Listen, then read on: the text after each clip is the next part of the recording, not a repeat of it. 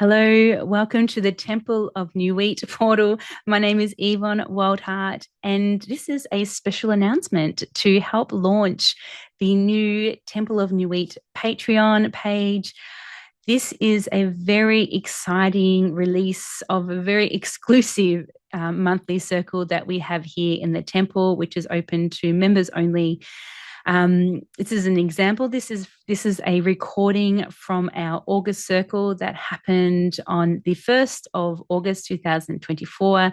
The reason I'm showing this, usually we would do personal chart readings. There is no personal chart readings in our August circle. So I feel comfortable to share this without any confidential clause, because when we look at personal charts, it shows us a lot about a person. So I just want to honor those who are already in the Temple of Nuit study group community pages, who share with us their wisdom and knowledge and their experience of this great cosmic web of ours. So without further ado, I hope you enjoy the exclusive Temple of Nuit study group August circle, which happens once a month before the dark moon. And if you want to find out more about the Temple of Nuit Patreon study group, please head on to the Patreon, the Temple of Nuit, and there you will find offerings and membership tiers, and you can follow it for free and get any special updates that we might have. And eventually I vision that to have, courses and all sorts of amazing things there. So for the very beginning, launching the Temple of Nuit study group Patreon page. And without further ado, I hope you enjoy our August circle. Much love. Bye. Amazing. Welcome to the Temple of Nuit for the solar cycle that is coming up, which is the Leo moving into the Virgo solar cycle. We're here on this dark moon moving into the Leo new moon. Today is the 1st of August 2024, and we're just going to start with our grounding and invocation, and then we're going to look at that chart of the moment and see what's happening in our skies right now. So here's an invitation. If you want to feel yourself coming in and grounding in, just closing your eyes and taking a deep breath here. Breathing in, bringing your shoulders up and back, and breathing out. Deep breath in, shoulders up and back and out. And one more time. Deep breath in here. Shoulders up and back, and breathing out. And as you let this breath out, just see the energy of this breath weaving down your spine. See it moving from the top of your neck, down past your back of your rib cage, down to the base of your coccyx. And as it's reaching your base, just feeling roots going from your base down into the floor below you and into the soil below you. And feeling your roots stretching far and wide, deep and down, mingling with all the other roots of trees and bushes and shrubs and grasses, the mycelium network that's around you. Feeling your roots going down. And maybe there's one particular taproot that wants to reach far, far down into the ground, sending light that is you down through into the soil below. Feeling your roots weaving around rocks and crystals and dripping water and layers of different soils and clay and sand. Going deep, deep down now. Notice what you notice. Maybe you're coming across some seeds that are buried deep down below here, just waiting for the right moment to crack. Maybe you're discovering new pieces of gold that is sitting here too, or crystals. Just trust what you're feeling. Going deep down into the bedrock, the lava flow, into the center, the core of our Great Mother. And just see your roots here wrapping around the golden core of our Great Mother. Just feel her pulsations, like a child would lean her ear against the heartbeat of her mama. And just notice what you notice here. And on one deep breath, we're going to draw up this great mother love, this golden light back up through our roots and into our physical bodies. And we're going to bring it up to our heart. And if you're ready to allow the great mother into your heart space to speak through you and to you, say yes on the in-breath when it reaches your heart space and fully open up your chest. So when you're ready, taking a deep breath here and drawing up the golden love, the great mother, up through your roots, back up to the top of the soil, back up into your base. Feel it moving down your legs to your feet, up your spine, up to your chest. And if you're feeling ready, just open up your shoulders. And if you're ready to say yes to the great mother love, just say yes now. Yes. And allow her energies to flow through you and speak to you. Feel it moving around your heart, this golden ball of great mother love. Welcome her in, feeling it down to your fingers and up your arms and through your throat, to the base of your neck, through your brain. Feeling her golden love just feel like a singeing or dissolving of any old stories that hold us bounded to deep matter of the earth, ready to usher in a new world for her and for us. Feel it moving to our third eye and the top of your crown.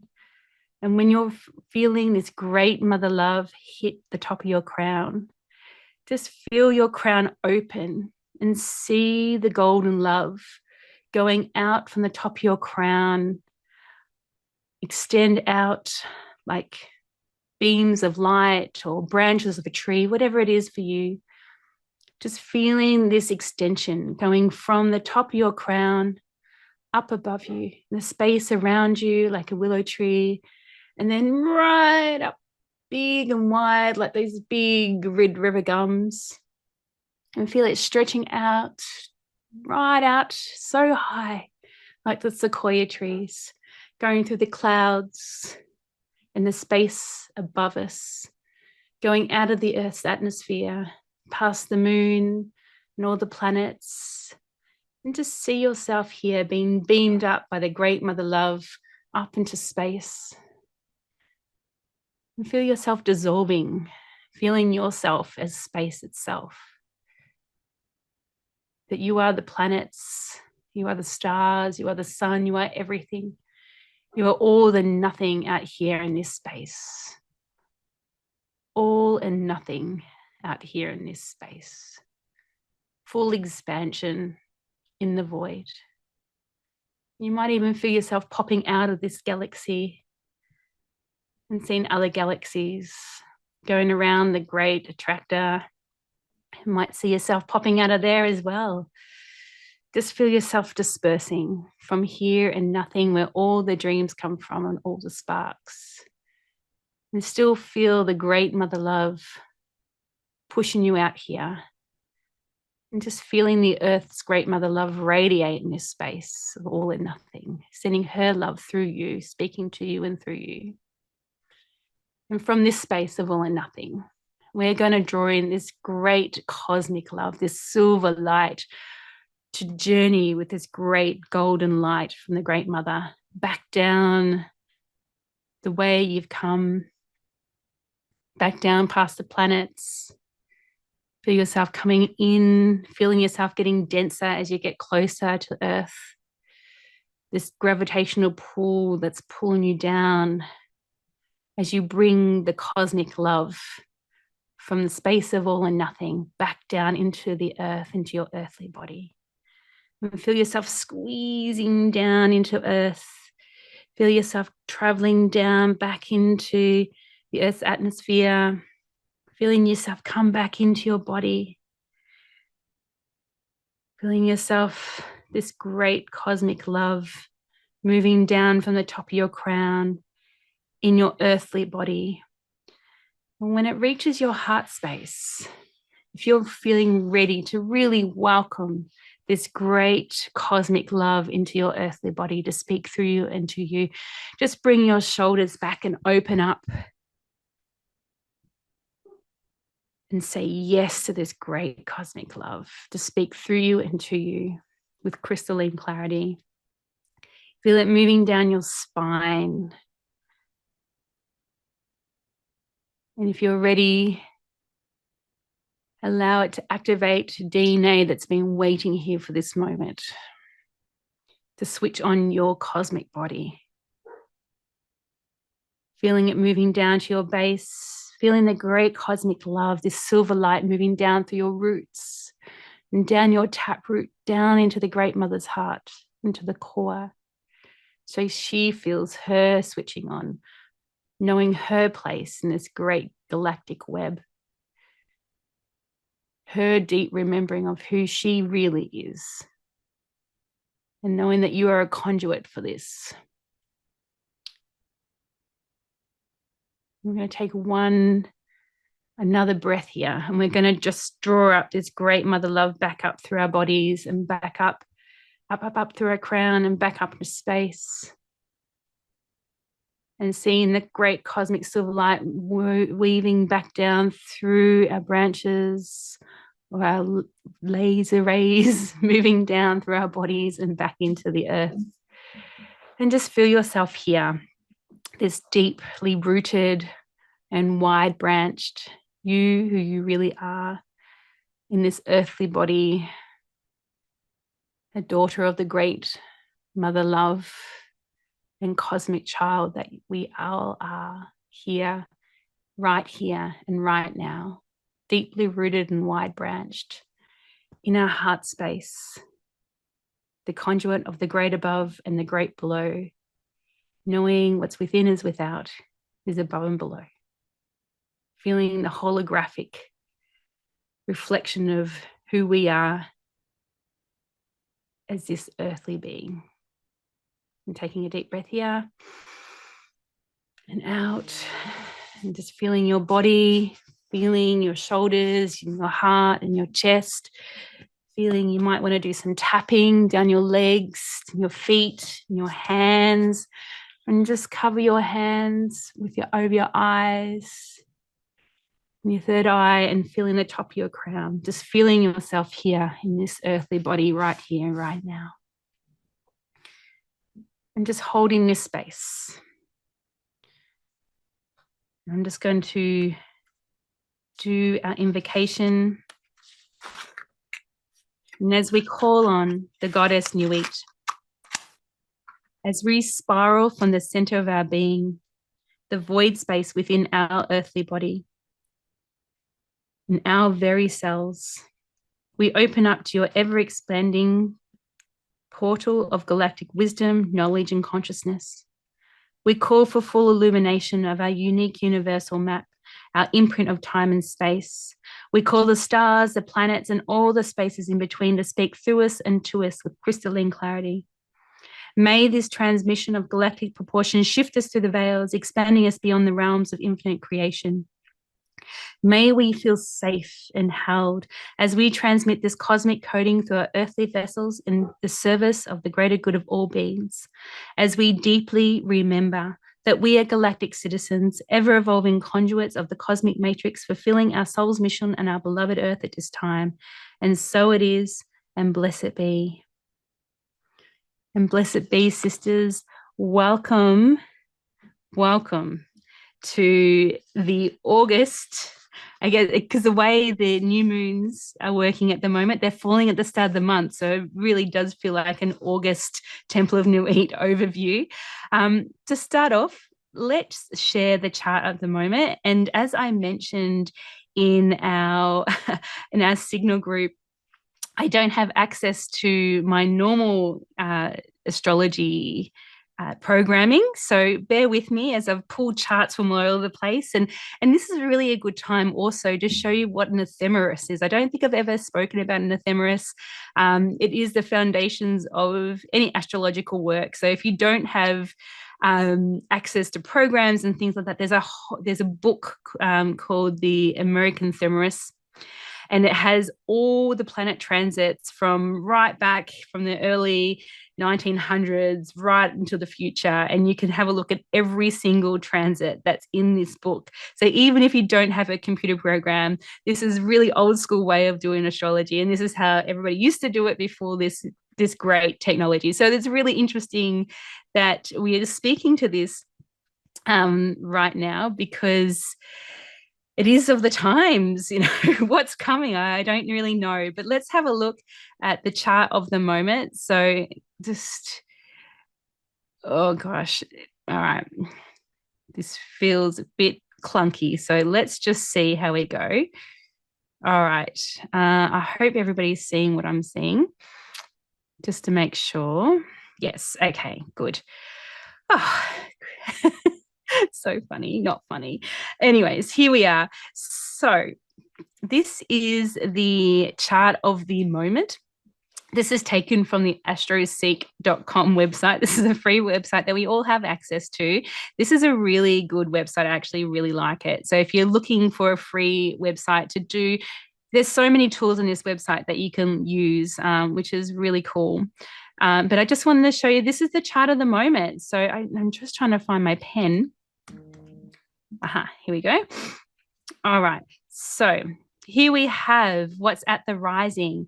We have a Libran rising, which is really interesting at the moment. So this right now in the sky, as we're speaking, Libra is calling our attention. And what I often find when I do readings, and sometimes, appointments get shifted and there's delays and things like that, but most often than not, when you pull up a chart of the moment, when you're looking at someone's chart, often the rising sign, what's ever rising in the sky at that moment, shows you, or where particular planets are, is always meant to be. So this is really interesting that Libra's calling our attention.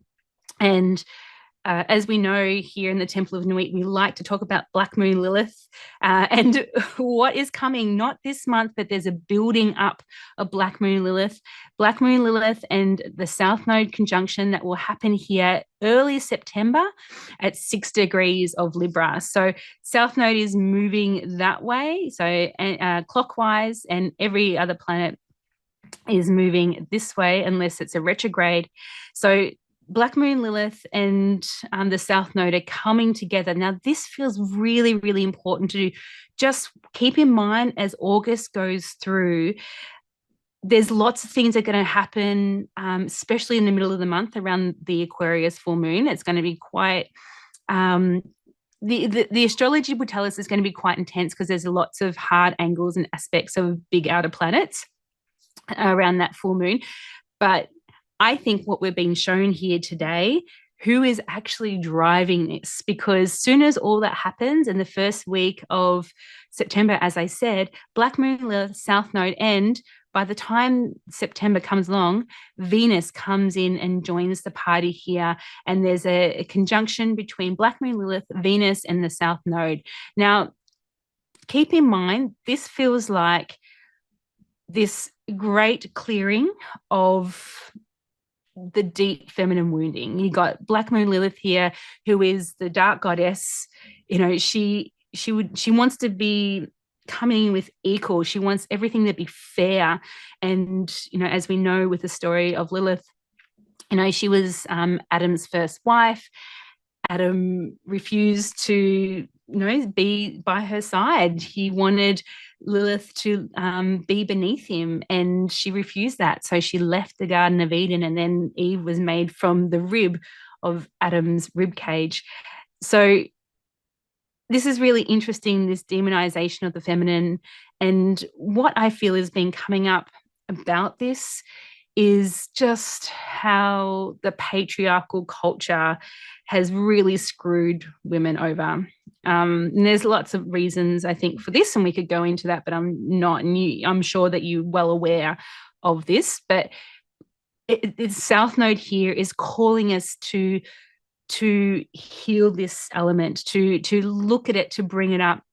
And what also happens in September too is this down here, that we have Pluto moving back into, at the same time, back into Capricorn, which is the final hurrah. So this is really, really interesting, this all happening. And there's another alignment happening at the same time, which I will go into later. But yeah, this feels really potent with Venus, Black Moon, Lilith, and the South Node together. And it feels like whatever's happening in the month of August is leading up to this moment of clearing. So it's what August, I feel, is going to show us is allowing old storylines, thinking of the nodal points, this North Node and South Node, old storylines coming up to be redirected, to be worked through, to be healed in preparation for Pluto going back into Capricorn and Black Moon, Lilith, Venus, and the South Node conjunction, which all happens in early September. We also there's so much to talk about here. As we speak, the moon will move into Cancer about 1:20 this afternoon. So we're in this interesting 29-degree point, 28, 29, it's probably 29 by now, because look, 29 is such an important moment. 29 of Neptune here, 0 degrees, Pluto will move into 29 degrees Capricorn. It's so this what they call an anaretic degree is so important, because over the next couple of years, Uranus will be at 0 degrees. Neptune and Saturn together will be at 0 degrees Aries. Pluto will move back into Aquarius in I think it's January. So, there's so much around the 0 degree mark. And at the same time, the nodes will shift into early next year as well. So we're going to have this 0 degree new point beginning. It really feels like what we will see over the next between now. And so it's really now and the end of December is just massive clearing out. And I, having already been hooked into the matrix over the last probably month or so and not feeling very good. And I feel that this is an invitation to bring ourselves out of the what is happening around us, and to view it as, this is a clearing and letting go, and just view it as that instead of getting caught into it. Because I feel if we get caught into it, and what I'm picturing at the moment as I'm feeling it, it feels like it'd be caught in a spider web, just sort of tangled and trying to untangle ourselves, because the astrology is very big, especially for August. To come back out and look at it from this, I guess, cosmic perspective, and to know that it is the grand clearing out. I feel like this is the moment that we've all been waiting for, of letting go, this final letting go. And what don't you want to take with this? What don't you want to take with you into when all these when all these outer planets move to 0 degrees? This feels like this is the moment. This is it. Like, this is it. Moment of, do you want to take the old stories of worthiness with us? No, leave that just stays here.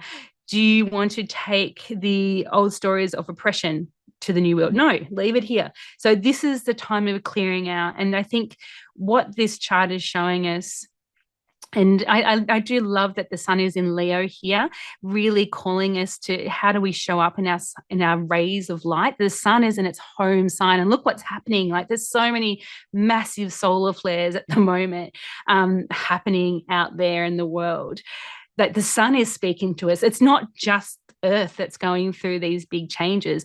It's the whole solar system that's coming along. So this is not just on our earthly collective level, but a whole cosmic system that's receiving these blasts of the rays of the sun.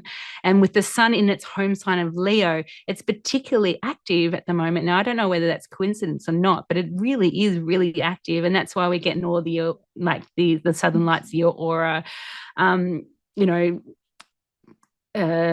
not warnings, but notifications to say, we're going to see these beautiful southern lights in the sky. It's because of these massive solar flares. So, just feel it as an upgrade. And it's like, if, for example, you're traveling along and all of a sudden something happens and you get really sick and then you sort of come out of the sickness and you go, oh, now I feel a lot clearer. This is what this feels like. So to just travel through the month between, these months coming up, and just see it as a clearing and do whatever you can to hold yourself in it. Know your tools. I think that's really, really important. Know your tools of, do you need massages? Do you need to go and get more counseling sessions? Do you need to spend more time out in nature? Do you need to spend some time just hanging out with the family playing board games? So, what is it that brings you back into center that allows you to just focus on the good things in life and to bring nurturing and care, especially, as we speak, this moon will go into its home sign of Cancer. So that might be a good marker. Every time the moon comes around to Cancer, have a check-in. Am I nurturing my body and my emotional soul, well here? So every month, moon goes into Cancer. Check it out, check in, have these planned dates in your calendar that you have these check-ins so you keep you on track, because if you get tangled into that web, it gets really, really tricky to even know that there's a calendar to check in with, if you know what I mean. So, maybe it's an alert on your phone to remind you, hey, have a check-in. Am I grounded? Am I centered? Am I bringing, am I focused on the joy? Am I letting go what needs to let go? So yeah, there's a lot happening. We've got coming up too, which we'll talk about in a minute, this forming square between Jupiter and Saturn. That is really big, and that's going to come in at the Aquarius full moon.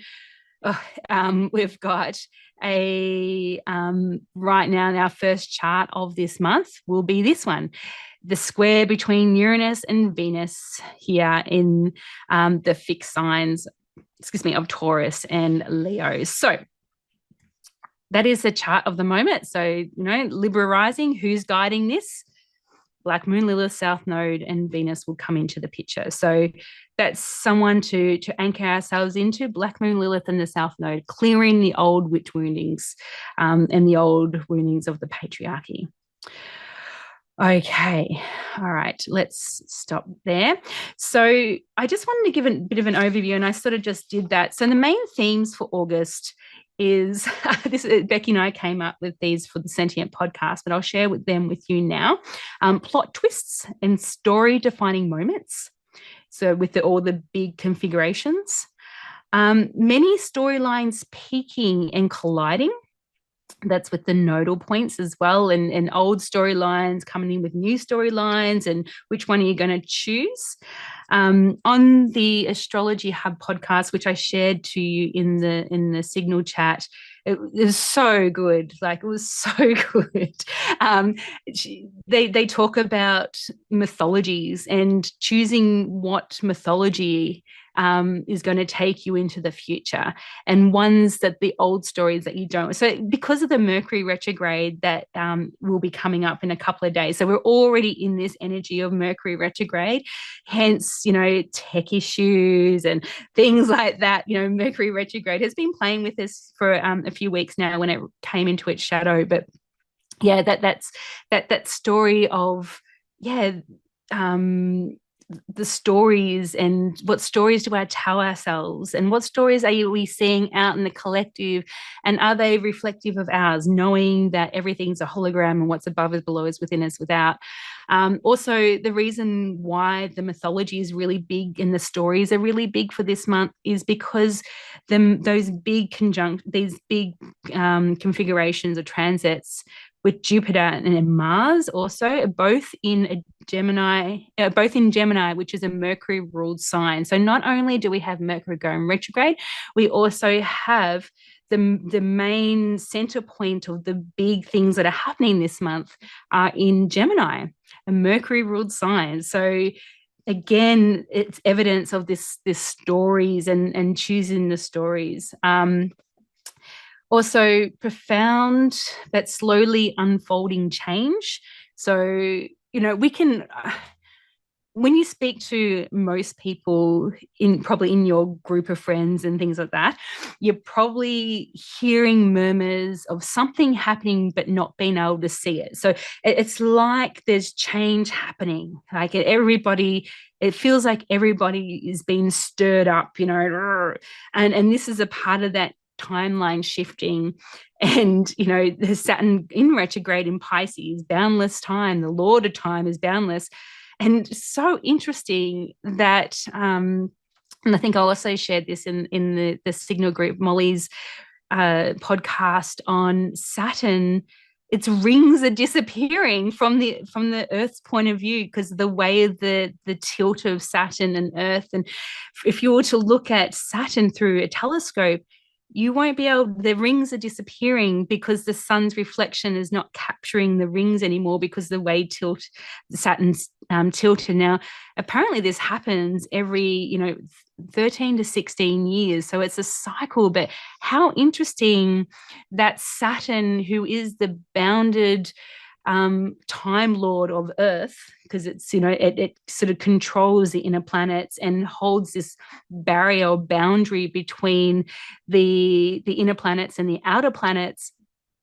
It feels really poignant to me that Saturn's rings are disappearing. It's like Saturn is letting down its guard, and like it's in Pisces, it's boundless. It just is so wild to even, it blew my head off just researching this. It's so cool that it feels like the energy from the outer planets, and from way out of space beyond Pluto's realms, the Kuiper belt and beyond, have all of a sudden this free access of information can flow past Saturn, whereas previously it couldn't, which I think is really sort of pushing us along to come onto our own galactic acknowledgements or own galactic beingness. And we say this in our invocation, every circle, this awareness of our galactic beingness.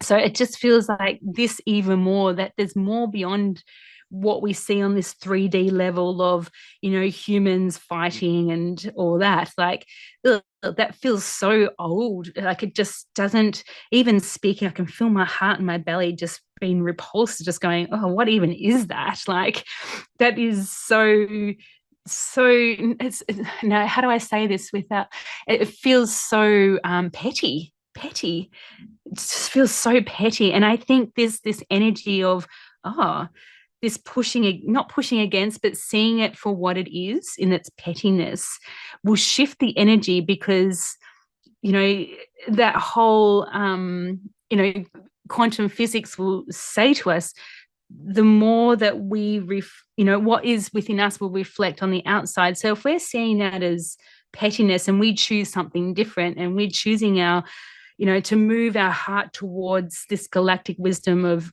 unconditional love, which is what cosmic energy is, and seeing it just sort of diminishes that whole infighting of human beings, so petty, and that gets reflected out into the world around us. So again, just how important August is, and for the next few months is, because it feels like, and I've heard Rick Levine say this too, because once all these planets, these outer planets, move into the 0 degree mark, like that's something completely different and something new. So what do we want to do now while things are still ending and ending a cycle?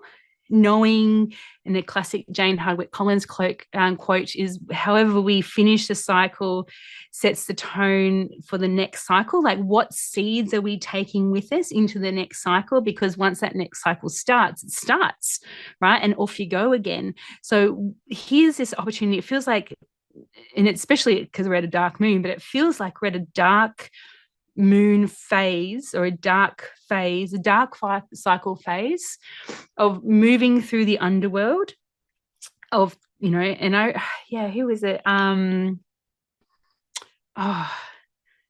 post it in the post. I can't remember. What's his name? Martin. Martin Shaw. Sorry, he speaks to that we've been in an underworld for quite some time here on Earth, and it feels like that. But it feels like we're actually starting to lift. But what is it that you want to leave behind here to go into the new world? So yeah, and I feel like I banter on about this every single month, but it is of the times. What can I say? So let's start and having a look at what is happening in August.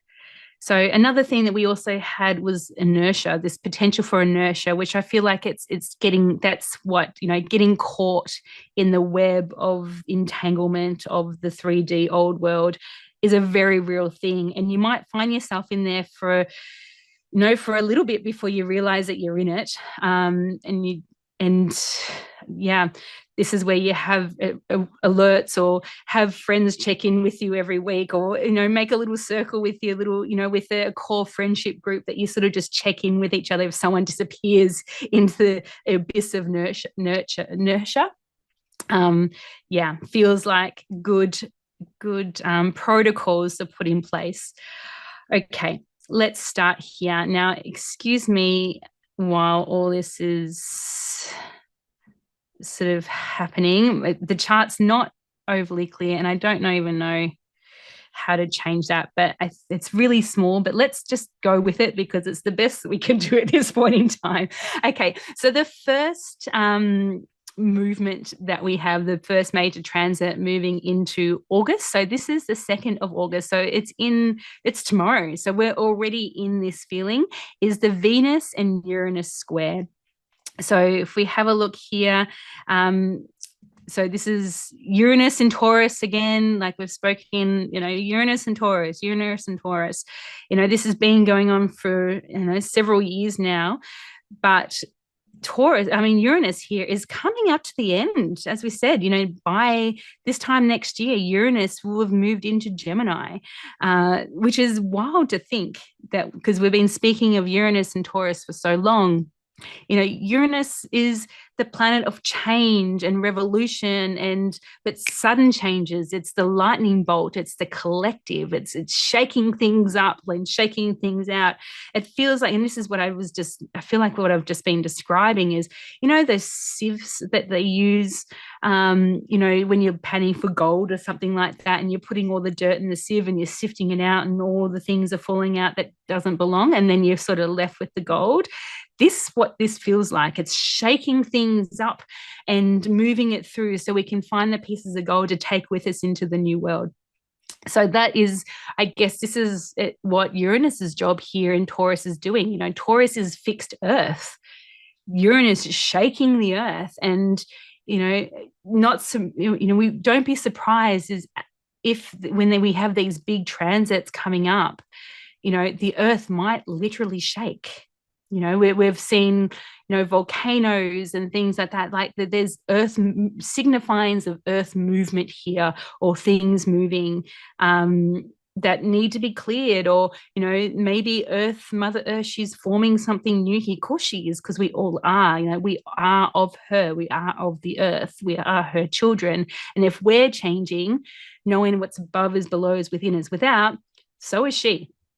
So it'd be interesting to see how dramatic and how powerful, she needs to move in these changes. So, okay, Uranus at 26 degrees of Taurus, And the other fixed sign, Leo. Leo is ruled by the sun. We've got Venus here also at 26 degrees. Now, this is well in this movement right as we speak, but the exact point is tomorrow, Friday, the 2nd of August at 11:10 p.m. in the evening. So Venus, the sign of values, values, maybe there's a shakeup of values. It's resources. It's especially when it's, Venus, it's Taurus, it's Venus's home sign. So she's making a square aspect to Uranus, who's in her home sign. So Uranus, Venus in Taurus is about resources. It's about money. It's about values. It's about simple beauties,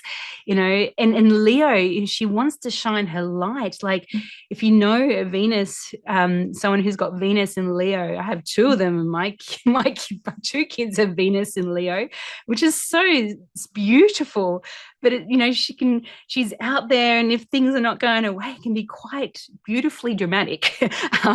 So just seeing this Venus who wants to shine her light, who wants to be heard, who wants to be seen, being shaken up, and from the point of her home, in her home sign, with Uranus here. So 90-degree angles, that's what squares are. And it's a sign of action and movement, and just pressurized movement. So there could be news coming up in about financial markets during this time as well, thinking of money. Our financial system at the moment is very sort of, it's earth-based.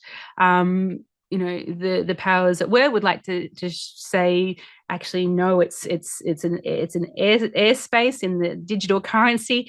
But at the moment, who knows what's going to happen? But there's a shake-up here, and there's a pressurized 90-degree angle calling us something to shift and change in this realm. So just watch that, watch in the news, watch what's coming up for you around your resources, wanting to shine your light out there. But maybe it's, something's being shaken up from below the earth to shift and change your values and how you think about your resources. And maybe here it's calling to, especially Mercury here. Mercury is about to go retrograde. Venus and Mercury, this is, they're coming closer, and so they're going to cross over very, very soon in the next week or so.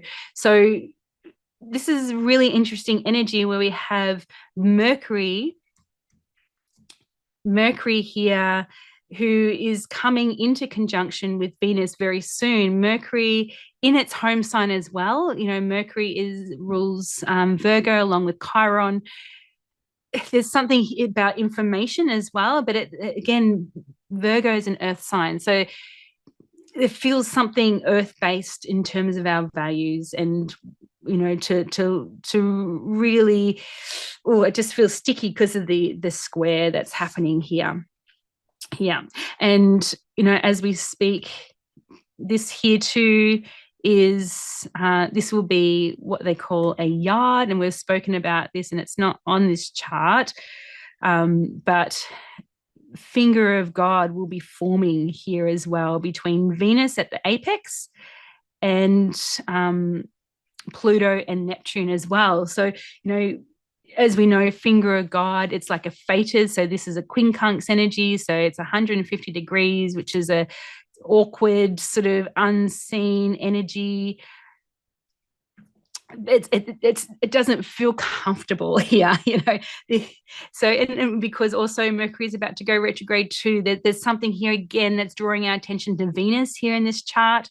As we said earlier, with the chart of the moment, Venus is going to come into, in September with Black Moon, Lilith, and South Node. So I really think that given all that's happening, pay attention to what Venus is doing. Pay attention to what Venus is doing over the next month, because maybe she's showing us what needs to happen, and now that Venus is also, I posted that picture in our Signal group. You can see her now. She's out of the beams of the sun coming from her conjunction back in June. This yeah, again, we can see Venus now. What is she showing us of her journey through her underworld of reclaiming her light? You know, can we use Venus for over the turbulent months to come as the way shower here of our hearts and what our values are? And again, they're coming back to sorting out what do we want to take with us and what don't we want to take with us, using our heart as a guide for that. Because I was watching a documentary from the Heart Math Institute, and it talking about how the heart, the electronic current within our heart, is connected to the quantum field.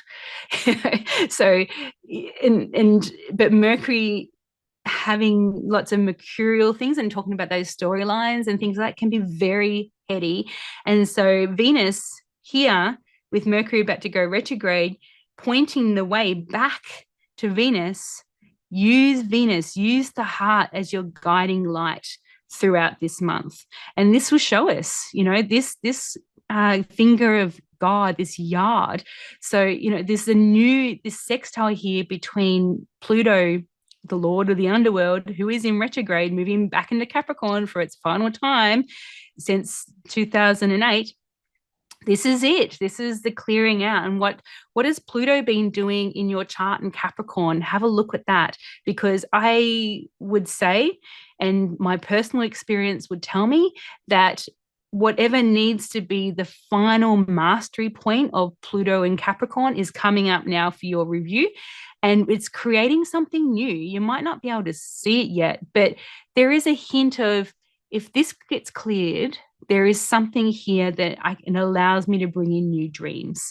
You know, thinking, or there's a dissolution of the old stories. Neptune, 29 degrees in Pisces. It's a full void space. It's a dissolving of everything that we know.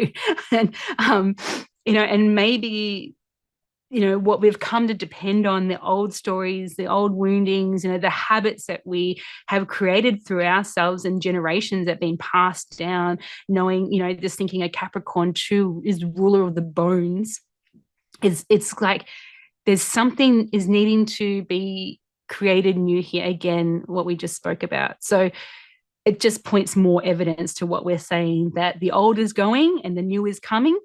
But how you navigate that newness and what you're taking with us and how you continue on into the future, you know, it depends on, you know, it's now is the time to change whatever that is. And are you listening to that? A good book that I came back to, I read it many years ago, and I've read it a couple of times since, but I've come back to it only this week, is Dr. Joe Dispenza, Changing the Habit of Being Yourself. And I feel that that's a really good resource to listen to or read in these times, to really get to the cracks of why we do things, and to clear it once and for all, and change the way our brain works, thinking again the stories and the Gemini in their mind, especially with a Mercury retrograde here. And I think also just what's coming up, knowing this month, that feels like a really interesting thing about what brain, actual physical brain neuron pathways have we got that no longer serve us, that need to be cut away. Yeah, especially with the Jupiter and Saturn square, which is coming up mid-month. Okay, let's move on, because there is a lot to talk about. Okay, the next chart I am going to share, and excuse me why I just bounce around a little bit, okay, is the Leo new moon.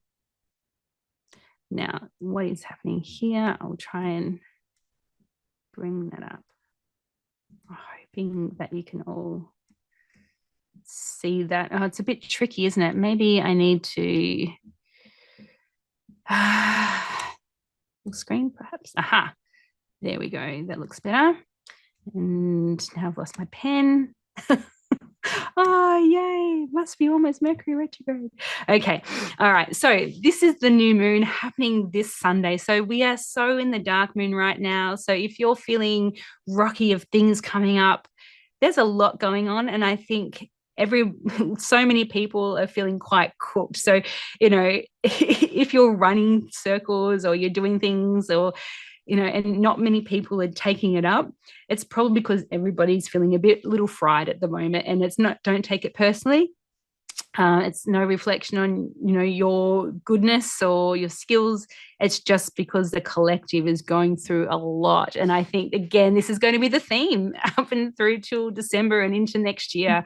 I just feel like you know one of those scenes from the war, and someone's limping out, and everything, the setting behind them is all sort of falling down. Like, that's what it feels like. And there's dust and there's rocks and there's and everybody's sort of just limping out, just going, oh my god. It feels like that, and it will feel like that more and more as we go on.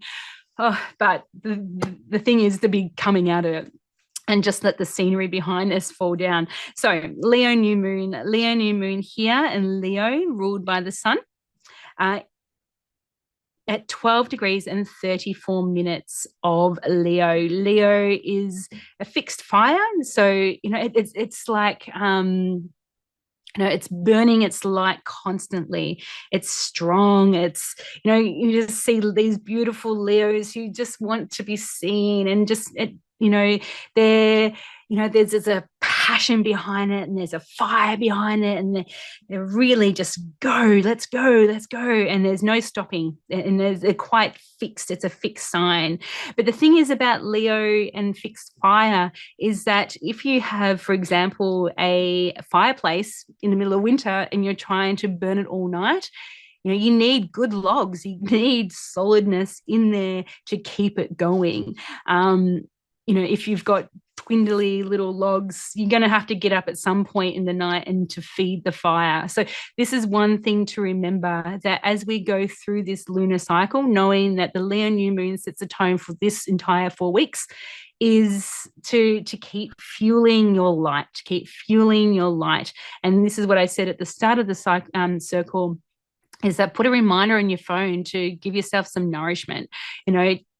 Make an arrangement with some friends that you check in once a week, with each other, to see how each other are going. Put these things in place now, because when we're in it, that's going to be more difficult. So this feels like, especially again, what we spoke about with Venus. Venus is now here.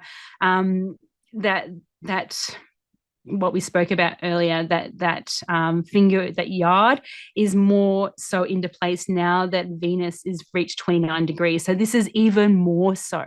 What is Venus showing you? Yeah, and it's interesting too that Venus. So this is a good thing about these charts that I don't show on mine. I think I might start showing it as well. Is that these, as you can see, these signs here. Behind the greater sign, these are decans, and we've spoken about decans before. So first decan, second, third. So initiation, getting to know it, the peak, and the mastery at the end. And each one is assigned, has its own energy. So Venus in Mars decan in Leo, Mars has been such a big player over the last month or so. We spoke a lot about Mars. It's had a conjunction with Uranus. It's about to have a conjunction with Jupiter. And really interestingly enough, come later on this year, Mars is going to be retrograde in this area, or not up here, but in Leo and Cancer, and it stays here for so long. It doesn't move away from this Leo Cancer area until into next year. Like, it just hovers here because of the retrograde.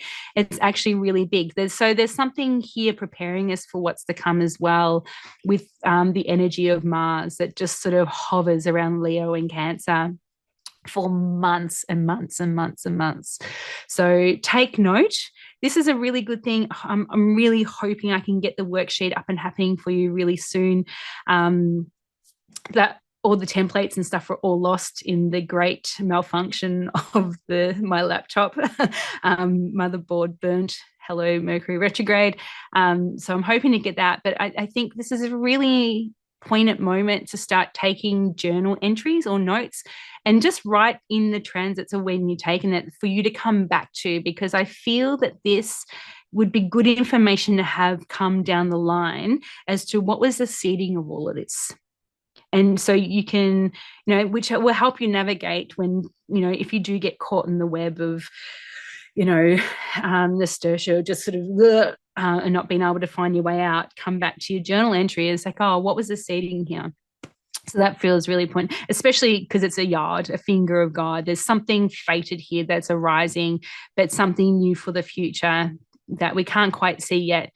And again, at this Leo new moon here on this land, Australian Eastern Standard Time, the rising is between, Saturn and Neptune here. So again, this energy is really pointing to something really important, I think.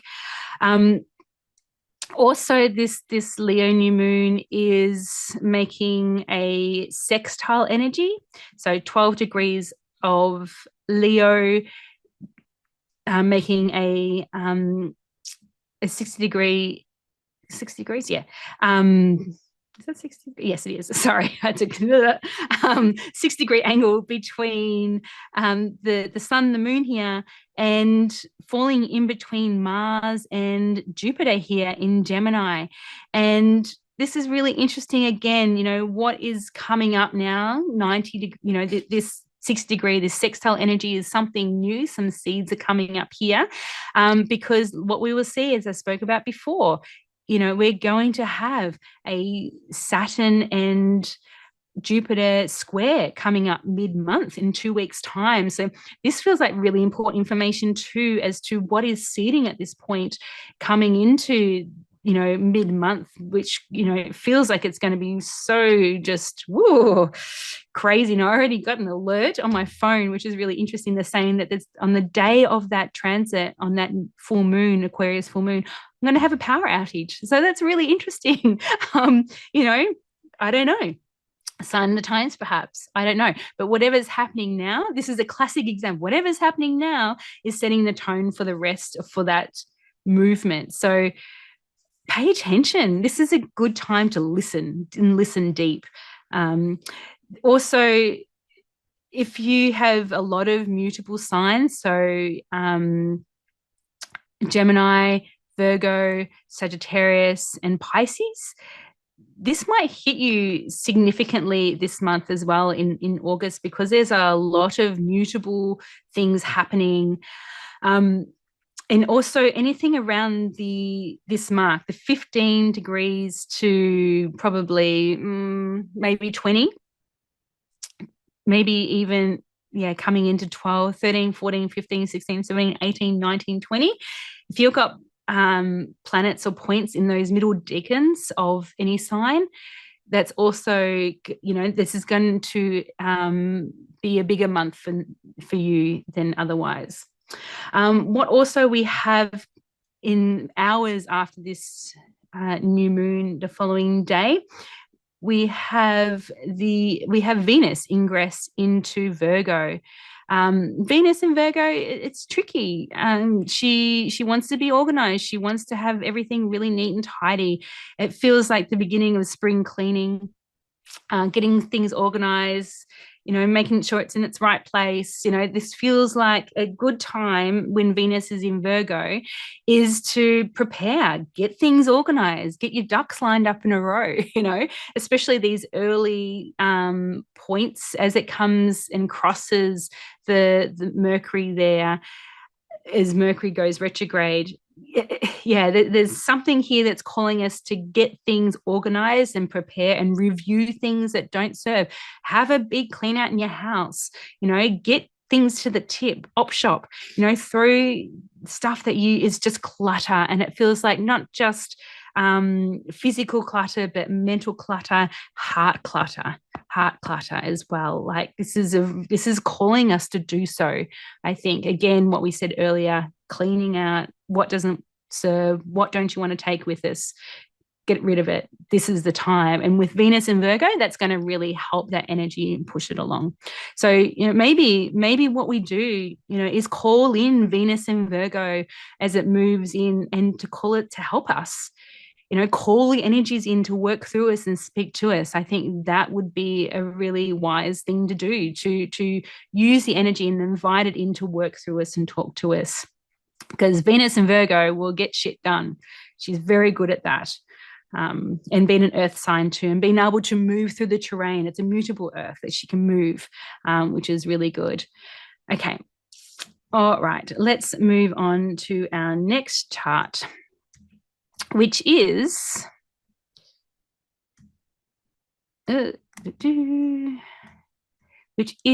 Mercury goes retrograde. Sorry. Oh my goodness. Funny, not so funny. Okay. Share screen.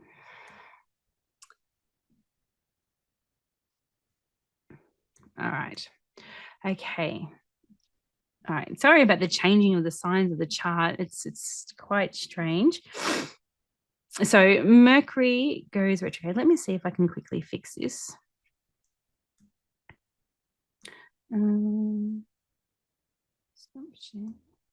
Let's come back to it again. Going on Mercury retrograde. Oh, I don't think I can fix that at the moment. Okay, let's have a look at Mercury retrograde. Really small. Okay, so our attention is drawn up here in the sign of Virgo, as we said before. Mercury is in its home sign of Virgo. It is the head, it is the stories, it's the talking, it's how do you show up. Remembering Mercury also is the messenger to the underworld. It's the psychopomp that takes the souls to the underworld and brings the new souls back.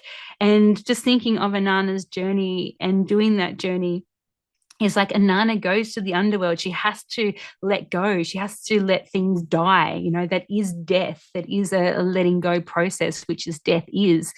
But when she sits in the void, she dissolves into all and nothingness. And it's really interesting to just feel that, and to what does it feel like when you review things and let things go that is no longer serving you. It's really interesting. I've been observing myself.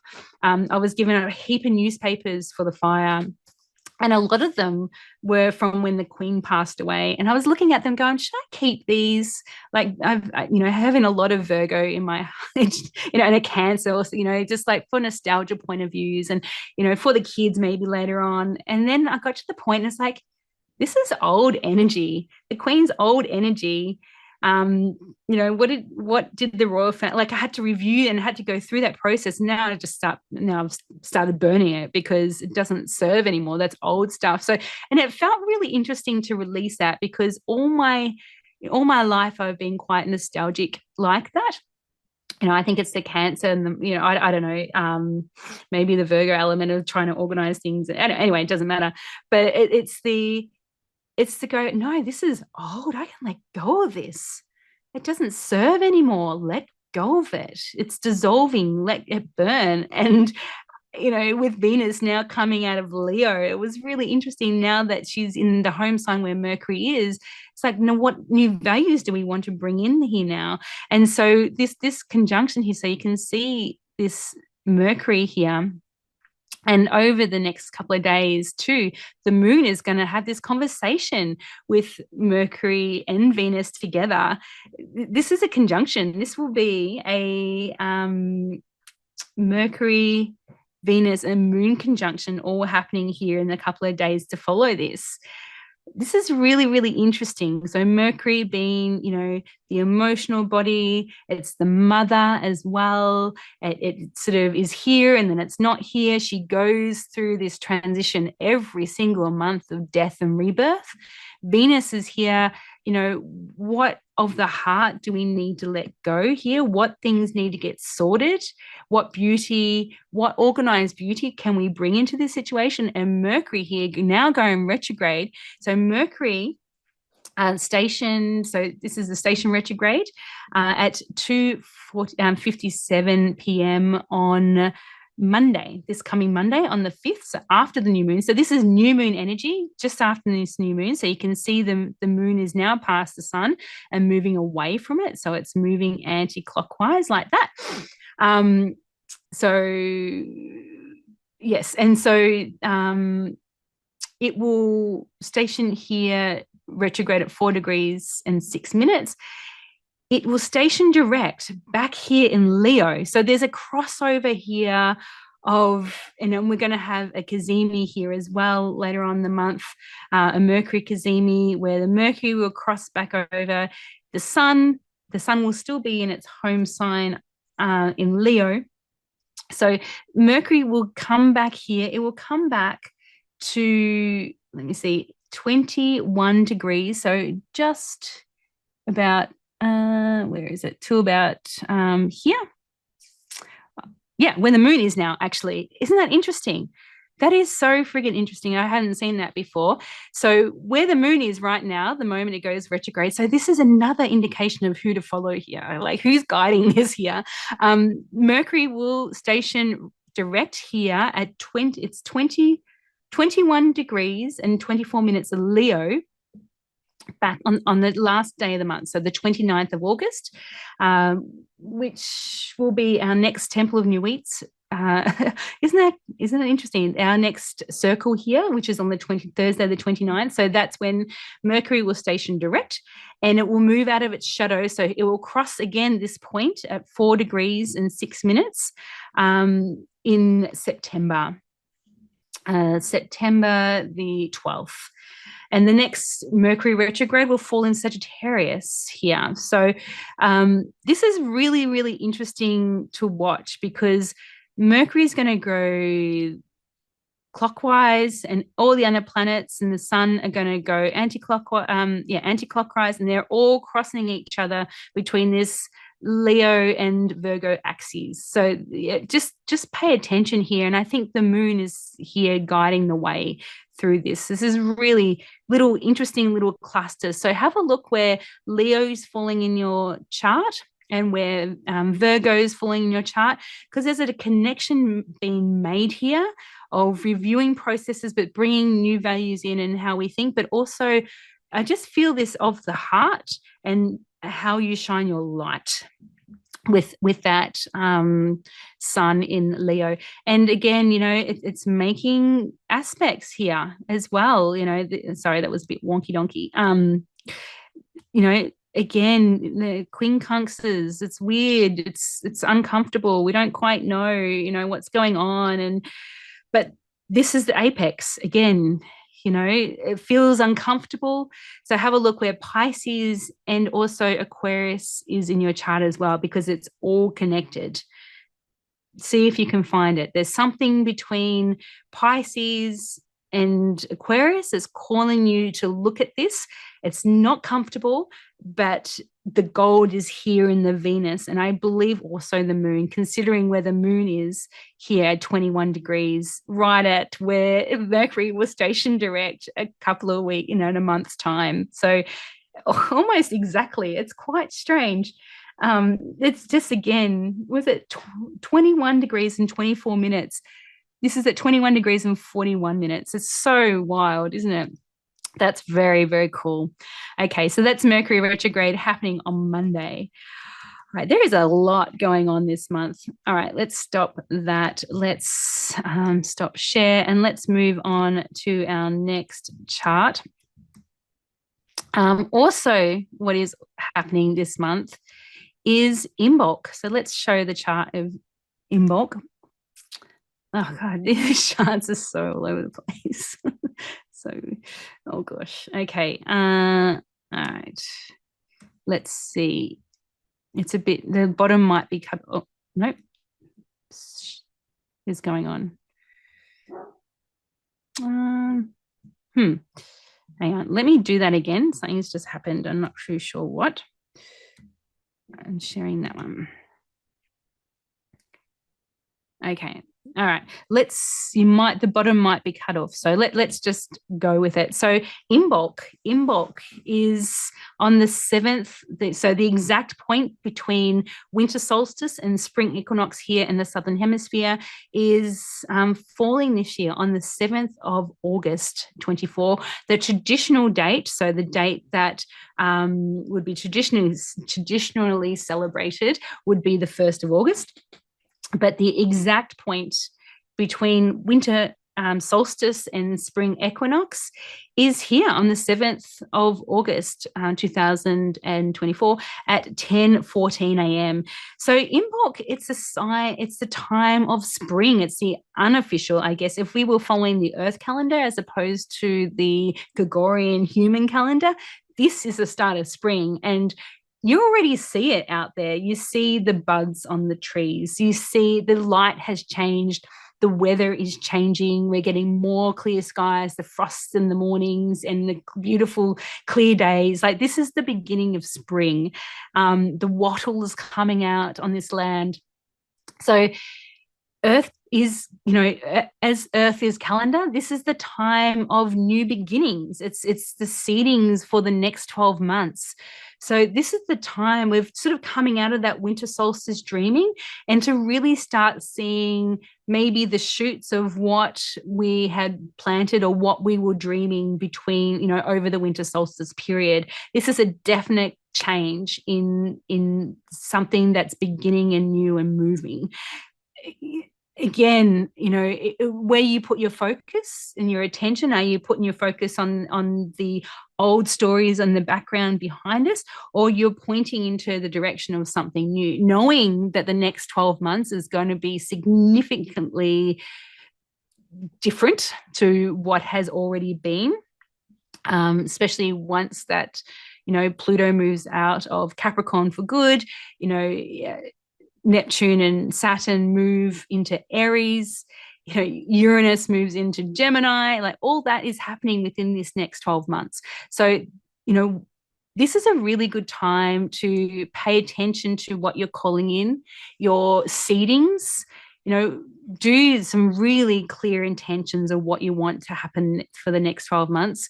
Rituals, really good. Build an Imbolc altar. The colors of Imbolc are sort of like the reddies and just this fire element, and it's ruled by the goddess Bridget. Bridget is the goddess of forging.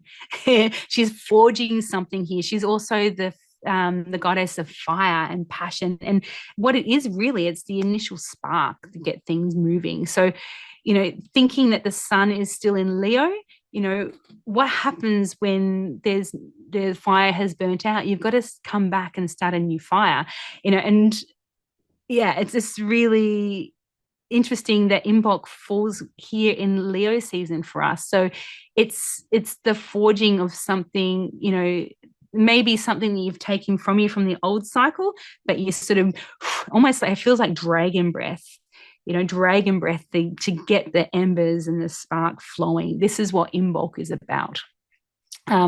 What we also have here, you can see this Venus. Oh, this is where it is. Yeah, so the moon's just passed here in Virgo. So the Venus, Mercury now in retrograde, moving back that way. The moon has just crossed here just before Imbolc point. So again, this is highlighted here with the Venus, Mercury retrograde crossing each other. They're conjunct. So yeah, Mercury and Venus, again, what is happening here in the Virgo areas of your chart that you're being called to review, process, but bring something from the heart in of this beauty. And yeah, I just see her doing spring cleaning, but with the moon here, but spring cleaning of the heart, especially. So whatever area Virgo is for you, that's the area that's where you're being called to have a clean out. What else is happening here? Okay, just looking at my notes. Okay, Sun sextile Jupiter here also happening today. So Sun sextile Jupiter here, it's 15 degrees. It's sort of coming into that square with Saturn. Saturn is in retrograde too, moving that way. So it's moving backwards. You can see it already forming with this line here between Jupiter and, that's not quite the line I was looking for. So this is forming here. And what is also happening here, this sextile, is this moon is starting to form a T square that will happen also in this day. 15 degrees, 15 degrees, and that moving in. So there's something also happening here in the Gemini areas of your chart. Pisces, again, which is already probably really well known to you, but it's dissolving, thinking of the Saturn's rings are dissolving from Earth's point of view. So something dissolving, new information coming in, but time warping in Pisces, things warping in the areas of Pisces in your chart. But this sextile is quite nice. Jupiter and the sun, like if you were just to take the Jupiter and sun sextile on its own, this feels really lovely aspect actually. And it feels, this expansion of your light, how you show up to the world, Leo, how do you show up in your Leo heart with courage and expand that through the stories and what we tell ourselves, and, just that mercurial energy of where Jupiter is showing us here. And this also is coming in, Mars is coming into this conjunction too. So as we said earlier, Mars is having a journey. It's on a journey all year and for the rest of the year. Like Mars is, doing some big work here. After that Uranus and Mars conjunction, God, what a doozy that was back in July. So many things happen out in the world, like, just thinking of, what was happening in America, and so sudden, and that violence of that, and that sudden movement of fastness, which what Mars brings. So there's something happening here that's it's forming, it's beginning something.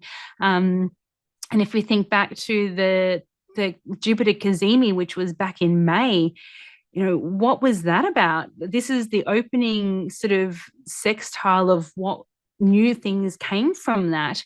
And I'm pretty sure that was around the time, was that? I can't even remember now. It's all a bit hazy. Around the time of no, it wasn't. It was after. I was thinking of the Mars and Uranus conjunction. I think it was a bit after that. But yeah, something coming in from that we're starting to see now. But, the sun in her light and Leo shining it here, and the Jupiter expanding it, and just is how it's so lovely. So this feels like a nice day, this Imbolc, to plant new dreams and to really, plant some intentions for Jupiter and the sun to expand. If I was to pick a day through the whole month, this would be it, I think. And especially in a new moon as well, that feels really good. Yeah. Okay, all right, let's move along because we are running out of time and there's still so much things to talk about. So what I'm going to do now is so in the lead up here, I'll quickly show you this because this is a lead into what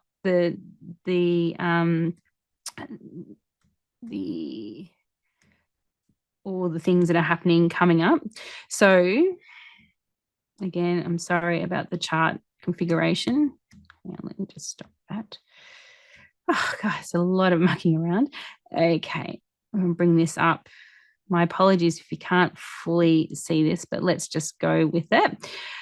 Okay, so this is a Mars and Jupiter conjunction. So as we said here, it was forming down in Gemini here at 16 degrees. But already, again, look at this square. This is a grand cross. So again, mutable signs. This is the beginning of what could be a shakeup in the areas of Pisces, Gemini, Virgo, and Sagittarius here. Look at this, 15 degrees, the moon in Sagittarius. Mars and Jupiter conjunction here at 16 degrees. Saturn now at 17 degrees.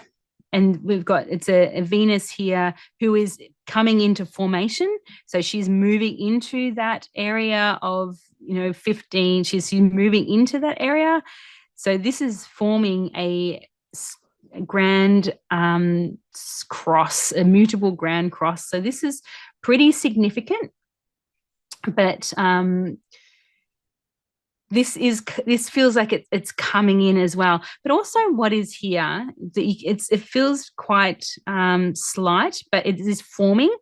Is a trine, also a fire grand trine, which is sort of a positive energy between Chiron here at 23 degrees, the sun here in Leo at 22 degrees, and the moon will be coming in here at 22, 23 as this day progresses. So yeah, it's interesting. It feels like things coming up as that Saturn is, and that Mars, Mars and Jupiter, you know, thinking of how Mars is just like fire. It's like energy, it's action, it gets things moving, but it's also, it just sort of shoots first and doesn't think.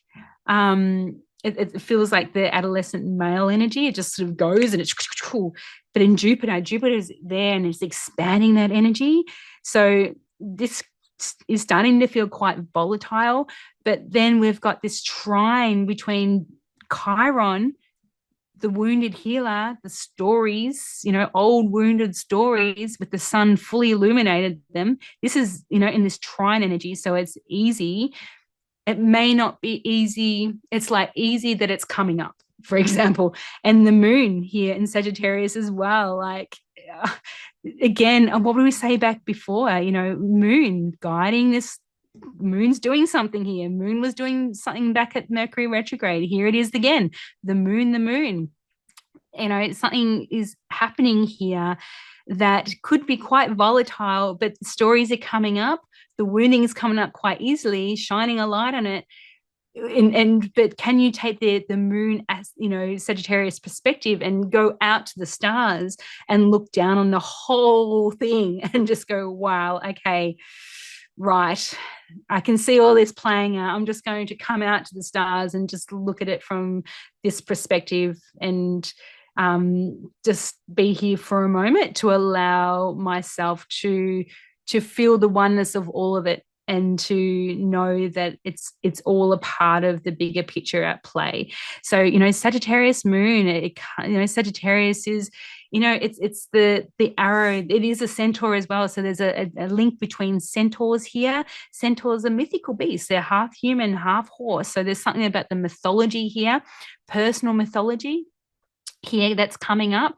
So I think when at the start of, so this is the beginning of this Aquarius full moon that's happening at 5 days later, is to come out to the Sagittarius part of your chart and look from that place, and to look from there and just go, right, okay. So whether it's Sagittarius is in your fifth house of creation and children, maybe this is a time to come back and find that cosmic mythology and around how you create things, or around and be with your children to help stabilize whatever's happening, or to bring things out from that higher perspective, and knowing that there's stories, mythologies, the centaurs here are playing this as well.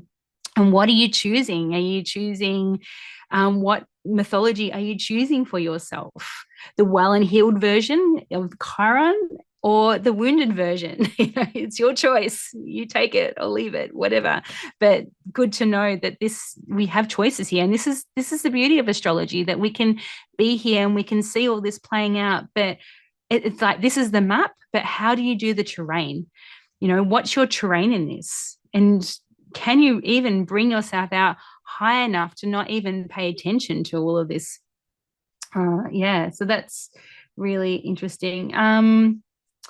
Okay, so Mercury, so I'm just going to do up until the full moon just really quickly.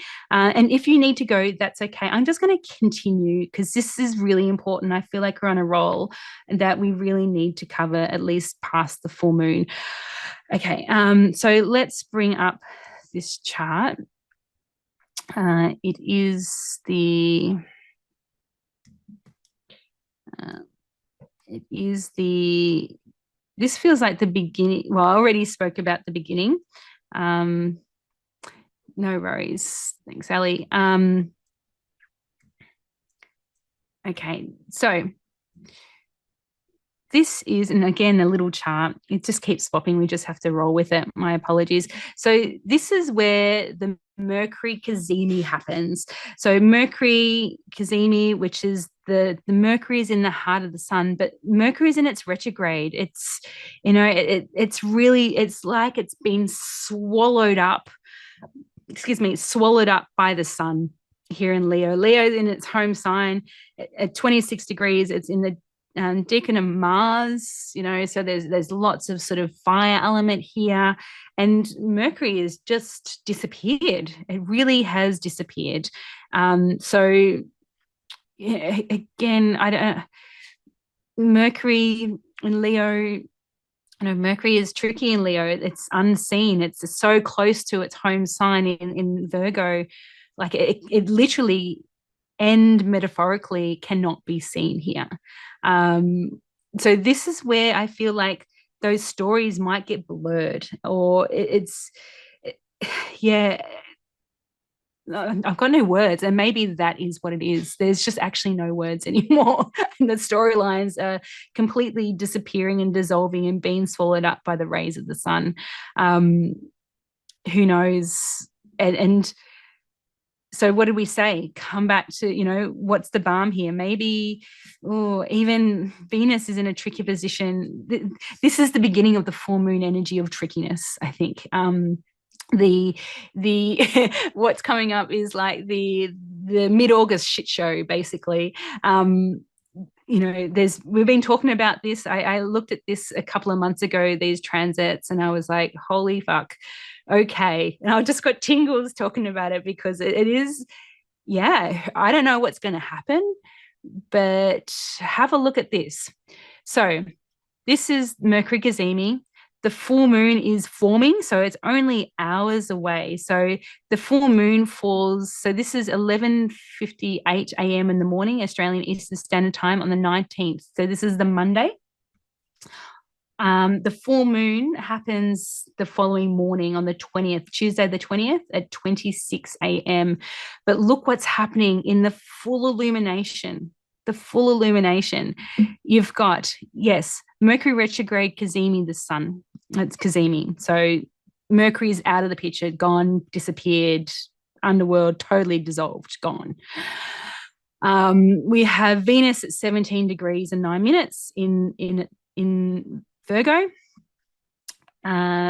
Jupiter here, 17 degrees and 20 minutes in Gemini.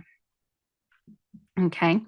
Gemini, Jupiter is the furthest away from its home sign in Sagittarius. So it's like also like in a place of uncomfortability. It's like, and I really like what they said on the Astrology Hub for the August forecast. They spoke of Jupiter when a planet is furthest away from its home sign. So it's in its most uncomfortable place.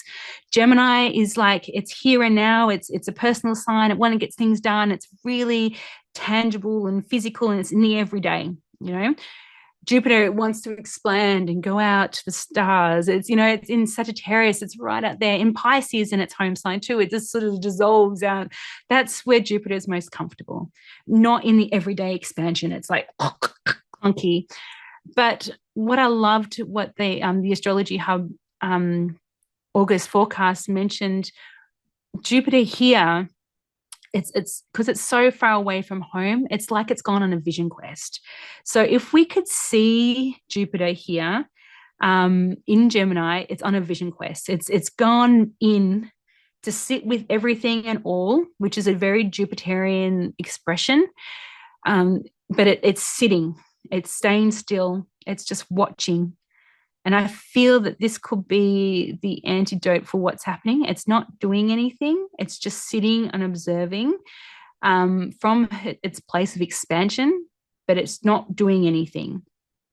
It's on a vision quest, because it's what is happening here is that you've got also Saturn here at 17 degrees of Pisces. So if you put us in the center, so if you're in the center of your chart, this is a mutable T square. Okay. If you were born between, I think it's 77 to 79, 80, you would also have in your personal natal chart, you would also have Neptune around this 17-degree point as well in Sagittarius, which, if you're born through those years, would be making a mutable grand cross, which feels significant. So from this feels like, so hang on, let's have a quick chat about Jupiter and Saturn. Jupiter is this square between Jupiter and Saturn is an opening square.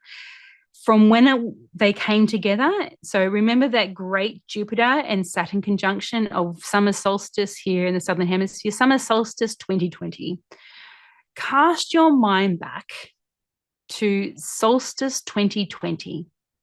What was happening at summer solstice 2020 for you that kicked off this cycle between Jupiter and Saturn? So have a think about that. This is now this opening square here, this bit here. So between now what is Pisces, Aries, Taurus, and Gemini areas of your chart. So pretty much because they conjuncted here at 0 degrees of Aquarius, which is where Pluto is right now. So that's a hint of things being cleared and things letting go. What has changed and what is now coming up for review since then? Because this is like the third quarter, this is the first quarter moon. We are seeing, you could see it as, the shoots that were first planted back in December 2020 now coming up to be looked at. Are they growing right? What weeds need pulling out? Do we need to transplant something into something more nourishing, more sunlight? Does it need more water? This is that first quarter energy vibe of reviewing what has been in the first quarter for what's to come in the full illumination. Okay, so this is really, really interesting. So again, under the full illumination of the full moon, which is an Aquarius full moon, which is where this energy sort of began. So there's another clue. Again, what did we say back before? Watching the moon. What's the moon doing? The moon here is doing something really special. And to pay note of this. So this is coming up. So this is when I feel things could get really, really tricky. And especially with that Mercury out of the way, news stories, information is, it's all over the place. It's gone. It's not even available to us. So this is really, really interesting energy to pay attention to. This is that mid-August moment to pay attention to. Again, have those put in place now for this moment. Put in those checks and balances and the alerts in the phone and the communication, connecting with friends and community, knowing where your resources are, just thinking, even know, Uranus is in this picture. So let's have a look in this picture. Saturn, as we know, Neptune dissolving, North Node for the future. Chiron is in this picture, the wounded healer. Uranus is in this picture. Mars is just out of the picture, but it's in here, right? It's the energies are being drawn in from Jupiter. So this is the areas. So revolution, change. We've got 3 outer planets here and Chiron in here as well, who floats between Saturn and Uranus. It actually is like on the chart in between Saturn and Uranus. This is really interesting. What stories, what's not? What do you want to take to the future? What's dissolving? What's letting go? This is really interesting. And the fact that this ascendant here on this land is rising as well. Being on this land, there's something here for us all as well. So this is a big moment. And I know we've run out of time, but I just want to come back to, let's have a look at the, that's not it. Let's have a look at the, no, I don't want that. Oh, okay. Coming back. So I've lost everything now. What's happening? Isn't this funny? What is going on? There's nothing to show here. No. And I'm assuming, oh gosh, I've lost. This is really weird. My screen has just got blank, and I reckon this is still recording somehow, and it's still happening. Now, if you're still on the line, could you just send me a message to say if this is still happening? I don't know what's going on. Now, this is interesting, right? Because when you start to embody, maybe escape, when you start to embody things, this is really strange. Yes, it's working fine. This is really weird. I don't know what is happening. Okay, cancel. Because I have a screen that says there's nothing to show here. I'm going to take a photo and I'm going to post it so you guys can see what I'm seeing as I'm speaking. This is weird, and I didn't even know how to get out of this. Wow. Isn't this interesting? This is really interesting. Really, really interesting. Okay. I don't know what to do now. I'm just talk about Mercury disappearing, and it's actually happened. My screen has just gone blank, and it literally says there's nothing to show here. What the hell? Okay. Oh, there we go. I think I've got it. Oh, God. Wow. That was crazy stuff. All right. Okay. Right. Okay. Well, being with what is, and here we go. Being with what is, and I'm back here. Okay. I'm back. Thank you.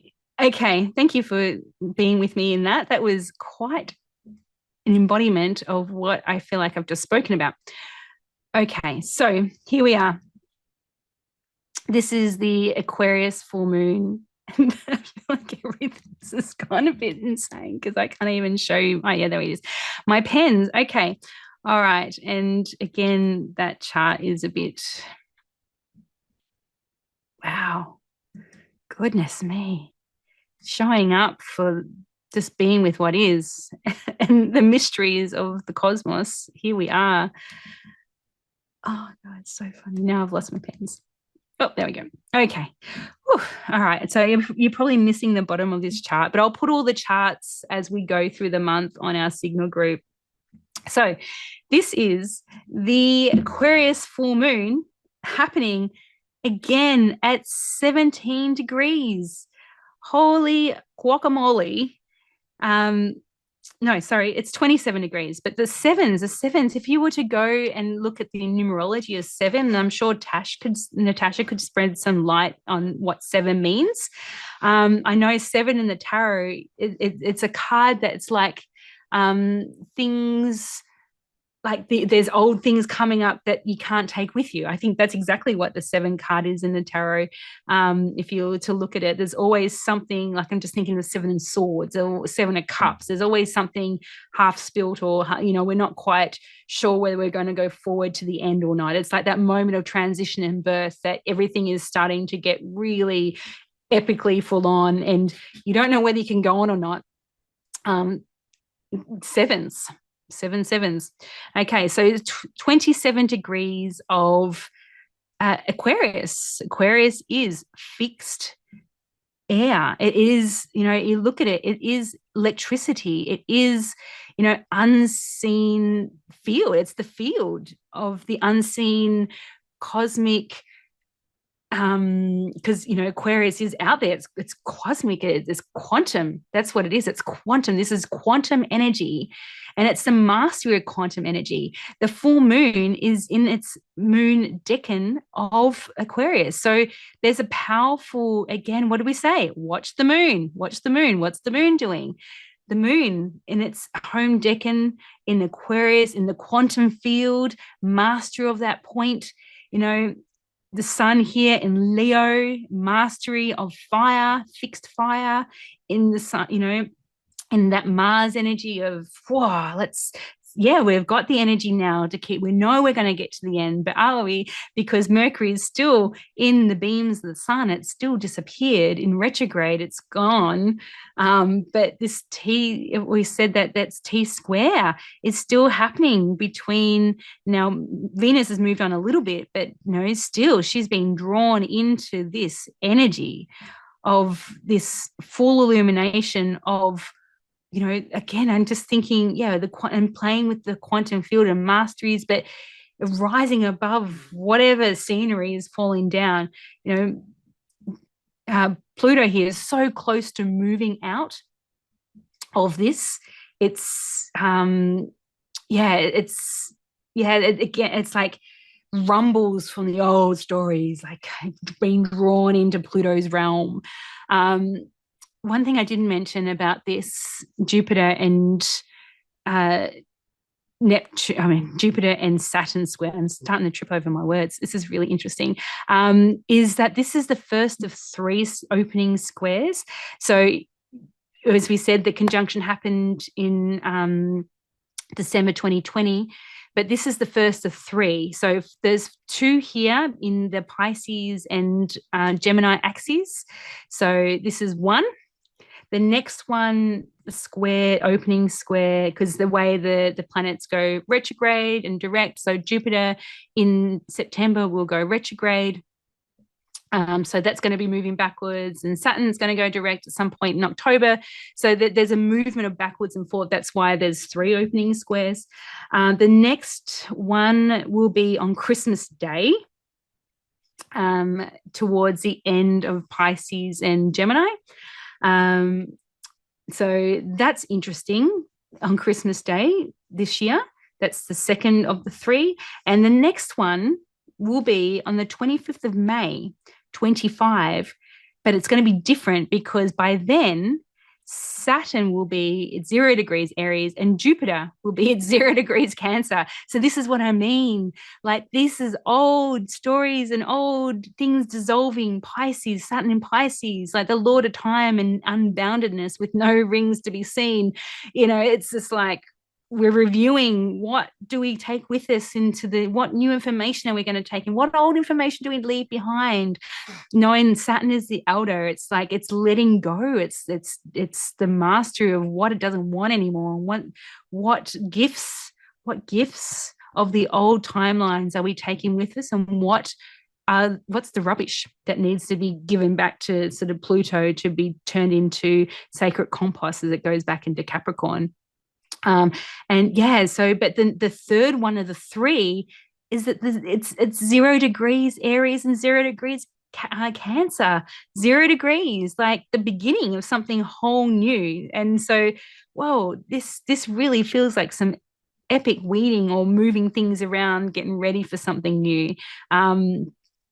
And then it will come into full illumination, in a couple of years' time. But this is the first of three. So to know this, and look, Uranus has now moved to 27 degrees. It will stay in 20. It's starting to slow down now because it will also go retrograde. I think, I'm pretty sure in September, October. So it's really reaching the end of its time in Taurus, which is probably when it's the most loudest. So again, pay attention to that. But yeah, it's massive. This is the exact Jupiter and Saturn square. Comes in this same day, so literally just after the full moon. So the full moon is at 4:26 a.m. on the 20th, the morning of the 20th, and It's formed an exact square, actually. Sorry, that's one thing I didn't mention. It's an exact square between Uranus and the full moon. So a fixed T square. So this is what I mean. There's like T squares, the mutable T squares, and the fixed T squares. So things that with Uranus here, things that seem solid are not. And pointing our way to the moon to find the quantum field and find something out there that's, not so solid and not so, but we can influence it and change it given Uranus, but also a mutable T square between, between Saturn, Jupiter, and Venus here, of things definitely changing and moving, and things is nothing's solid here. It just feels so chaotic and so up in the air that, I don't know. I guess what just happened with the blackage cloudage is a symbol of that. So yeah, that this is really interesting energy. Oh gosh, yes. Yeah. So this Aquarius full moon, this mid time of the month, is epic. And I think when we may as well finish here. So this has gone for almost 2 hours. My apologies, but I'm so glad that this is recorded so you can come back to it. And well done, Nat, for staying. And thank you. And Ali, thank you for coming. So much love to you. And to you all, I'm just so grateful to have you all here with us in this beautiful circle. So yeah, let's keep going. So that's the full moon. It's gonna be chaotic. It's gonna be crazy. There's things that are going to happen that are not going to be in our control. But what's the moon telling us? To come out, go in the quantum field. We get to choose. Go back to listen and read that book, Changing the Habit of You Being Yourself. It's so powerful, and it works with the quantum field. Come back to information from the heart math. Find grounding somewhere. There is no grounding in it at all, but you can ground your physical body. You have your mind and body can work together, and finding that for yourself. Again, this is the setup now, because if those setups are not happening now, we can get tangled in that web of all those T squares. It just feels, and it feels almost like you could leave your body, or that disconnection or disassociation, especially with that Neptune at 29 degrees of Pisces, is a disassociation as well. So just be aware of that. Okay. Last couple of charts, home stretch. Let's now go to, and it's just like, can you feel it? Can you feel like, by the end of the month, like exactly what I spoke about, we're going to be coming through, and it'd be like dust, like all the scenery's collapsed behind us, and we're just sort of coming out, just limping our way out with dust, and there's bellows of dust everywhere, and we're just sort of all limping out together, just going, whoa, what was that? It's just crazy. But it may not be. You might be, you might already know that's all happened. You might have just jumped timelines and lying in a pasture of beautiful daffodils, just lying in the sun. I like that thought, but you got to go now. Basically, you got to go now to that place. Yes, I like that thought indeed. So this chart here is Mars square, another square, Venus and Mars square. And if I can just, no, it's not it. What are we seeing here? Okay. Let me just do that. I don't think that worked. Okay, let's square it. Let's square it. No more squares, please. All right. Okay, here we go.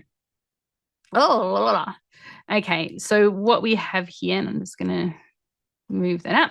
Okay, great. All right. This is, and I'm sorry for the chart that's not really seen fully. It's just how it's showing up. But this is, and I'll scroll up, this is Venus square Mars on the 23rd of August on the Friday. So by this time, so this is after the full moon in Aquarius. This feels like, oh gosh, Yeah, this is like all that things are happening, being two personal planets, Mars and Venus. So let's just draw it out here. I can find my pen again. There we go. Okay, so Venus here at 20 degrees of Virgo. Here, Virgo is mutable Earth, making a square here to Mars. Here, after its visit with Jupiter at 22 degrees and 8 minutes of Gemini. So again, a mutable, there's a, that mutable energy in your chart. The thing is about mutable energy though, it can go with it. So if you have a lot of mutability in your chart, you might come through this a bit easier, or not easier, that's the wrong word, but you might be able to move with the changes more easily, if that makes sense, because people have a lot of mutability. You see them, they go this and they go here and they can move here and they can lean it, and then they're sort of, it could be, if it's like a unhealthy version, it could come across as quite scattered. But if there's but it also allows you to sort of lean in and lean out where needed and be able to flow through that easier than, say, if you had a lot of fixed planets in your chart. It can be a lot more sort of solid and grounded and a bit harder to move. But the fixed signs with Uranus been traveling through for the last few years would know that that's not always the case. Haven't already, they had that lesson. But also what we also see here, this T square continues between this square between Jupiter and Saturn continues, but now Mars and Venus are having a conversation.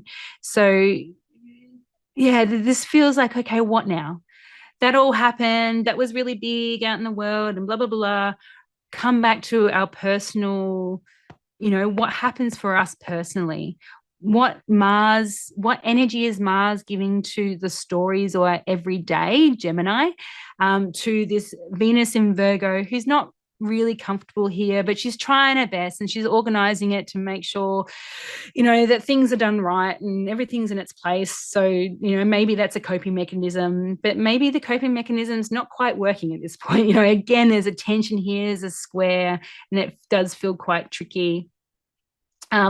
As you can see here, just hours before the sun ingressed in the Virgo. So this might help bring some balm to that Venus in Virgo, who is just trying to, it feels like Venus in Virgo she planned her meal really well and she's cooking it, and all of a sudden she's turned away for a moment, she's turned back and everything's boiling and it's like, fuck, oh my God. But that's Mars, the boiling point, and everything's starting to get a little bit out of control, but the sun's here just bringing some light to the situation and some energy and just saying, okay, it's going to be okay. Okay, Venus, just holding her heart there in the light of the sun. Yeah, and this might be a good time to go back out during the sunsets and just look at Venus and just connect back in with her and just see her in that beautiful rays of the sunset and just see the beauty that is that, that from an Earth perspective, that Virgo perspective, and just admire the beauty of her and with the light here from this Earth perspective. That sounds really nice. So this is the official start of Virgo season, mutable Earth. It rules the digestive system. So this might be also a time to start to digest and process things that just happened under that Aquarius full moon as well. Just allow things to be processed, and just to maybe take some time just to sit with all of that and do some journaling. Virgo, Venus and Virgo, she's sitting at a desk. She's also writing things out. Like, she's journaling at this point. She's writing and everything out. Remember, Virgo is ruled by Mercury and Chiron. So she's writing. I think she's journaling at this point. She's just going, whoa, I need to get this out. I need to process this. I need to digest whatever that was. And the sun here is here to help. And the last the last chart that I want to show you. Thank you for sticking through this epic month. It was always going to be a big month to speak about, but I'm glad that we've made it this far. And yeah, it's really big. This is the 29th. So, okay. So what I spoke about at the start of the month and what drew our attention to this chart, to this month, actually. Remember at the beginning, I was looking at the chart for this actual circle, today's chart, and we had Libra on the ascent, on the Earth's ascent, rising as we started this chart. We end the month with Venus ingressing into Libra. Okay. And what you can't see here actually is Black Moon Lilith here at 7 degrees as well. So my handwriting is not so good on these. So this is Black Moon Lilith. Oh God, that is disastrous. And she doesn't care. She doesn't care. She's just glad we're speaking of her, actually. Venus is ingress into Libra. She's at home finally. Wow, what the fuck was that? She's home. She's home in Libra, and she's like looking at, okay, what just happened? I'm now sort of, I've disseminated a process, and now where's the balance? Where's the relationships? Where are my friends? Where are my people? Like, where's the love here? But it's like really interesting because it's not an easy transit for Venus at the beginning of this movement, because she's coming in conjunction. So this is a forming conjunction in with the South Node and Black Moon Lilith. As we said, Black Moon Lilith, she wants equality. She wants to, everybody to be given equal pieces of the pie and fairness, and no one gets left behind, and no one is, what's the word? I can't think of the word now. I've lost for words. Mercury is now, so Mercury now is station direct as well. Tomorrow, actually, on the 31st of August. So it's here. It doesn't say here. It looks like it's station. Anyway, around this time, Mercury is now station direct. So now stories can start. You know what it feels like? It's like we all now come together after whatever that was at the Aquarius full moon, and now the stories start to get spoken. We start hearing, wow, what was your experience? What was that? And look, what we say, Moon in Cancer. What did we say at the beginning? Look to Moon in Cancer as a check-in point. Oh my God, that's so hilarious.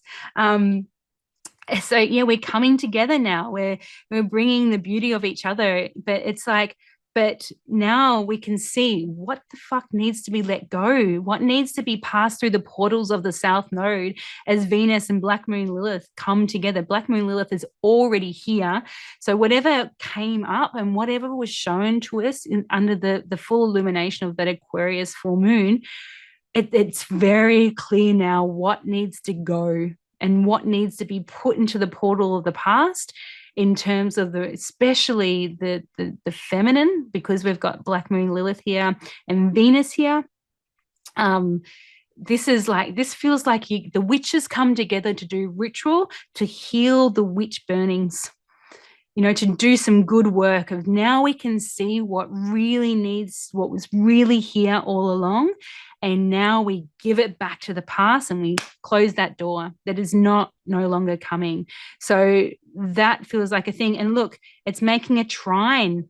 Venus is now making a trine to Pluto that is so, so close, like a few days of coming back into Capricorn. Like, you can't make this up. It's so powerful, this movement here of just going, now we can see it. Now Mercury can tell the stories. It can show up in its light, in its Leo light, and its Leo heart of courage, and so, right, this is what needs to happen. And it's a good thing that the sun is in Virgo, because now we can see see the chaff, see the straw for the hay for the chaff, or whatever the saying is. We can see it now because it's been disseminated. We can see where the things are. Like, this feels like clarity moment. and coming together to tell the stories of what just happened, and now to do some work to close that door. It's done, it's done. And it feels like this portal, especially as Pluto moves back into Capricorn, the final piece, oh, got tingles all over, because look, still there's this sextile energy between, it's a kite actually, between Pluto and Neptune here, dissolving things. Uranus changes sex, new, and the kite coming back up again to this point. Remember the finger of God, the yard that we spoke about earlier? This feels like exactly what I just said. It's like now we see it. Now, whatever that yard kicked off, all that chaotic energy that happened in the middle, now we see it, and now it's time for this easy letting go. It's just like, nah, it's done. It's done. It's done. It's done. And an easefulness to it as well. And also, look, we've got the sun here, which you can't see, making a, oh God, that was a terrible line. It is, it's, I think it looks like a quincunx energy between the north node and, yeah, would be a north node and the sun. So, the future, it might not be fully seen yet. So that might be a bit of a difficulty or uncomfortableness because we can't quite see the newness. And with this north node point moving closer and closer to the edge of the 0 degree or Aries, which is the beginning of the spark, that might feel difficult, but I think this is going to override everything to allow it to flow through. And look, Uranus, that also trine energy between Pluto and Uranus is coming into effect too, and it will become even more stronger as Pluto moves into Capricorn. This trine of Earth, creating new Earth. Remember that Capricorn is cardinal Earth. Yeah. So there you go. It's a lot. Thank you for sticking with me. Yeah, there's a lot. That was a lot. That's all I can say. Oh my goodness. Yeah. Thank you for joining me in this wild ride that's going to be August. I'm glad that I was able to continue right through and to capture all this, because it's really important month. I feel it's a pivotal month and a big month of really watching things thanks, Nat. Watching things from afar and just really seeing things for what they are. And just, I think what all that square and chaotic energy under that Aquarius full moon is showing us is get out of the 3D and find your pasture now to lay in, and just get your popcorn out. That's, it's a thing. I just felt it run down my spine.